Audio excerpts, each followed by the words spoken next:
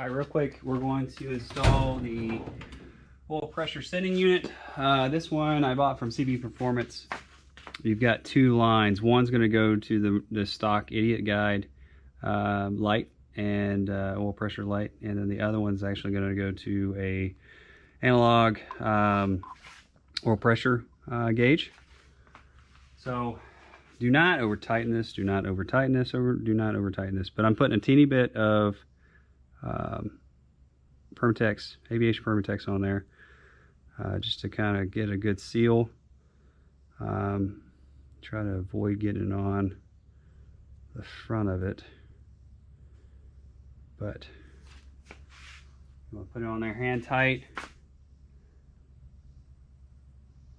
Not get anything inside there, and then give it a couple, you know, maybe a half to full turn with a wrench.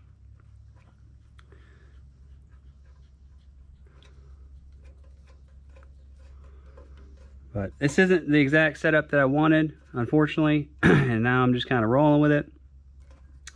I'll try to find it what I wanted, but it basically came out, had a T-handle to where at the end of it you put your standard Idiot sensor on there, and then on the top you'd put a just a gauge, and that's it. There's no electricity ran to it, there's no lights, there's no nothing.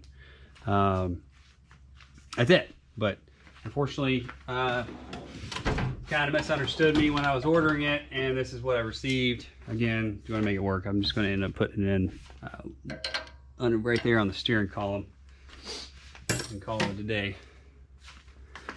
It's going to work out. That's too big. But yeah, I will.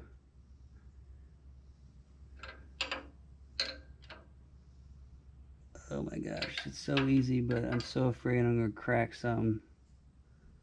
It'd be a bad day if I crack something, you know what I'm saying? All right, we're just going to stop there.